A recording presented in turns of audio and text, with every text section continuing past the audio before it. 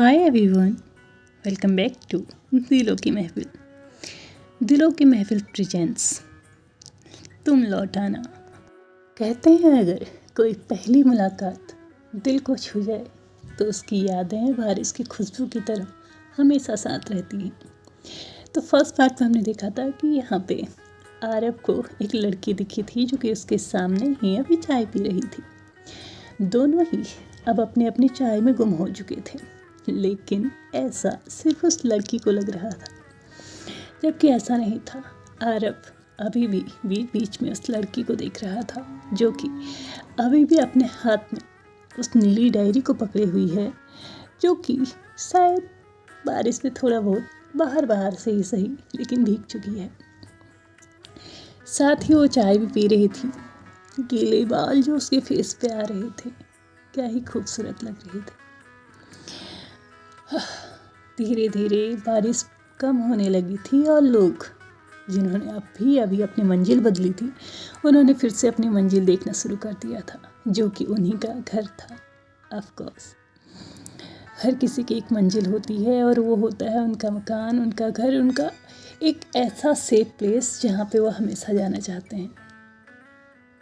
और सभी लोग अब धीरे धीरे उस तरफ बढ़ने लगे थे जहाँ असल में उनकी मंजिल थी। वहाँ पे जैसे जैसे भीड़ कम होते जा रही थी वैसे वैसे जगह बढ़ती जा रही थी, और नैना जो कि अभी तक खड़ी थी वो भी अब बैठ चुकी थी। जी हाँ, हमारी फीमेल लीड का नेम है नैना। हाँ, अभी आरव या नैना इन दोनों का ही नाम नहीं पता है।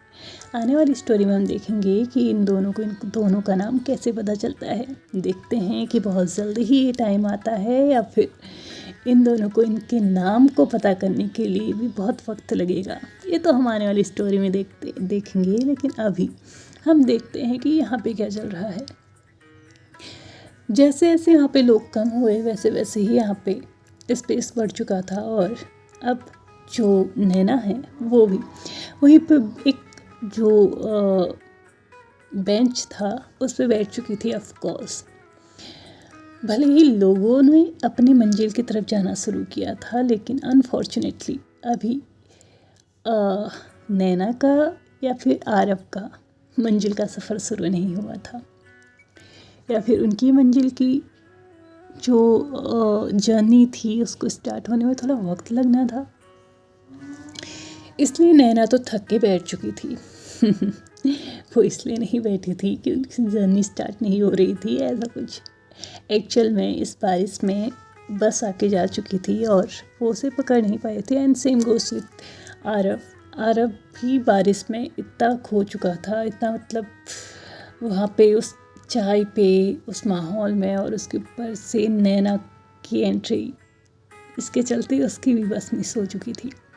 तो अब दोनों ही अपने बस का वेट कर रहे थे। नैना बैठ चुकी थी। बैठे बैठे उसने चाय पी। चाय पीने के बाद अपने पर्स में से उसने पैसे निकाले और चाय वाले अंकल को दिए।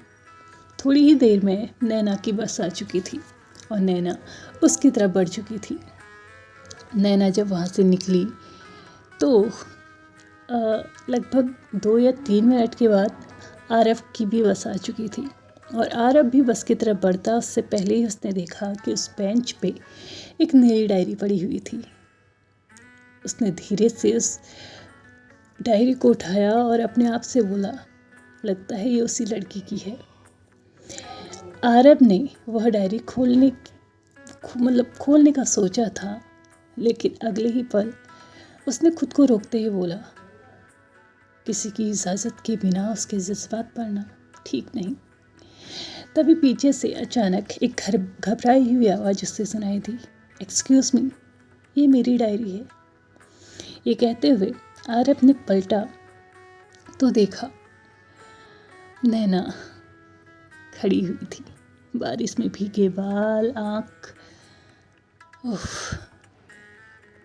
लेकिन अभी उन आँखों में हल्की सी घबराहट भी थी, मानो उसने कुछ ऐसी चीज़ खो दी हो जो उसके लिए बहुत ज़रूरी थी, या फिर एक ऐसी चीज़ जो सारी दुनिया से छुपाना चाहती थी लेकिन वो किसी के हाथ लग चुकी थी। तेज सांसें, घबराया हुआ दिल, आँखों में डायरी खोने का डर। आरव मुस्कुराया और डायरी को उसने नैना की तरफ बढ़ाया और नैना ने उस डायरी को अपने हाथ में लेते हुए एक राहत की सांस ली और मुस्कुराकर आरव से बोली, थैंक यू। अगर ये खो जाती ना तो शायद मैं खुद को कभी माफ़ नहीं कर पाती। आरव ने हल्की मुस्कान के साथ पूछा नैना से, इसमें ऐसा क्या है? नैना ने थोड़ी देर आरव को घूरा, उसकी आंखों में देखा एक कंफ्यूजिंग लुक के साथ। Seriously, which type of question is this? It's a valid question. Maybe no, but why? Because it's a diary. And why? ये नैना का आंसर आपको बताएगा। नैना ने थोड़ी देर चुप्पी साधी। उसके बाद वो आरव की आंखों में आंखें डालते हुए बोली, अगर मुझे किसी को बताना ही होता कि मैं डायरी में क्या लिख रही हूँ तो वो इसमें लिखती ही क्यों? लोगों को ही बता देती। कुछ कहानियाँ किसी को बता ही नहीं जाती, इसलिए ऐसे लिखी जाती है ताकि खुद के मन से उन कहानियों का बोझ भी निकल सके और किसी को पता भी ना चल सके। इतना कहकर वो फिर से मुस्कुराई और फिर से आरव को थैंक यू बोला। वो छत से मुड़ी क्योंकि उसके पास ज़्यादा टाइम नहीं था। ऑफ कोर्स उसकी बस का टाइम हो रहा था, उसने बस पकड़नी थी। आरव अभी भी उसे देख रहा था। नैना पलट चुकी थी और अपने घर की तरफ अपने कदमों को बढ़ा चुकी थी, बस की तरफ। नैना बस में बैठ भी चुकी थी और आरव के सामने ही बस चल भी चुकी थी, लेकिन अभी भी आरव की नज़रें सिर्फ और सिर्फ नैना की तरफ थी। मानो वो अभी भी उससे यही सवाल कर रहा हो, क्या सच में मेरी तरह सोचने वाला कोई और भी है? इतने में बस का हॉर्न बजा और बस का कंडक्टर बस से बाहर निकाल के चिल्ला रहा था, जल्दी आओ जल्दी आओ। मतलब ऐसा नहीं था कि वो आरव का आवाज़ लगा रहा था या फिर वो आरव के जान पहचान का था। वो बस अपने जो पैसेंजर्स थे उनको आवाज़ लगा रहा था जल्दी आने के लिए, क्योंकि उसे निकलना भी था। आरव ने बस की तरफ ध्यान दिया तो उसे रियलाइज़ हुआ कि ओह, ये तो मेरे घर को भी जाने वाली लास्ट बस है और अगर ये छूट गई तो फिर ना मुझे कैब मिलने वाली है, ना ही कोई और ट्रांसपोर्ट जिसकी वजह से मैं घर पहुंच सकूं। नैना अपने घर की डायरेक्शन की तरफ जा चुकी थी और आरव अपनी बस की तरफ बढ़ चुका था। बस उसे कुछ चंद लम्हे लगे होंगे उस बस को पकड़ने में और बस के अंदर बैठने में। दोनों ही अपोजिट डायरेक्शन में थे। मानो ऐसा जैसे वो दोनों ही एक दूसरे से दूर जा रहे थे। ऐसा नहीं था, शायद फिर से कल वो एक दूसरे के करीब भी आ रहे हों। हर एक जर्नी कभी आपको करीब लेके आती है तो कभी आपको दूर लेके जाती है, लेकिन ये आपके ऊपर डिपेंड करता है कि वो इंसान आपके कितने करीब रहेगा और कितने दूर। कोई तीसरा इंसान या कोई सिचुएशन उसमें कुछ नहीं कर सकती, या हो सकता है कि कभी कभी बहुत कुछ कर सकती है। नैना चुपचाप अपने घर पहुंच चुकी थी, उससे इस चीज़ का कोई ज़्यादा फ़र्क नहीं पड़ा था। लेकिन आरव जैसे ही अपने घर पहुंचा था उसके लिए चीज़ें थोड़ी अलग थी। उसने भी अपना रूटीन फॉलो किया। घर आते ही उसने फ्रेशन अप हुआ, बारिश में भीगा हुआ था हल्का सा, तो उसने भी अपने आप को एक वार्म शावर लिया और उसके बाद वो अपने किचन में जा चुका था कुछ बनाने के लिए। ऑफ कोर्स भूख भी तो लगती है ना। आरव ने जो बना सकता था उसने बनाया और अभी तक बज चुके थे रात के 7:30, इवनिंग के 7:30। बट वो 8 बजे तक खाना खाता था, तो इस 1 घंटे में उसने अपने खाने को अच्छे से सेट होने के लिए रख दिया था।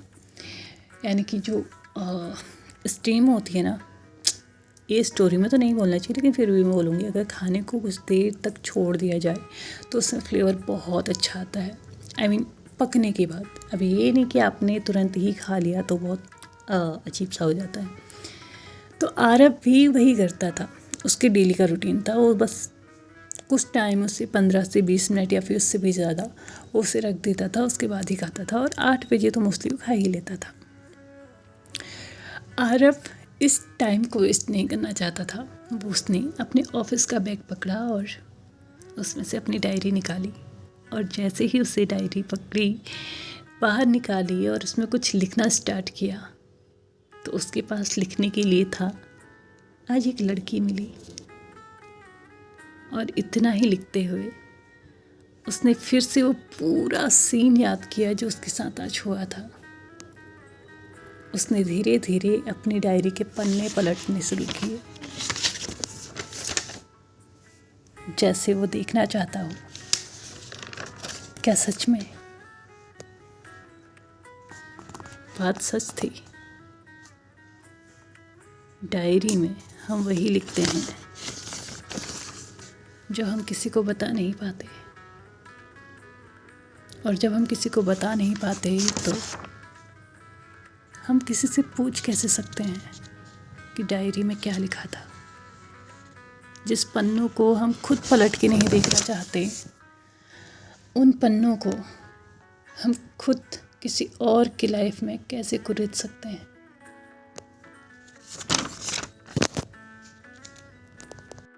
आज आरव और नैना दोनों ही अलग अलग रास्ते पे चल दिए थे, पर किसी को नहीं पता था कि ये छोटी सी मुलाकात उनकी पूरी ज़िंदगी बदलने वाली है।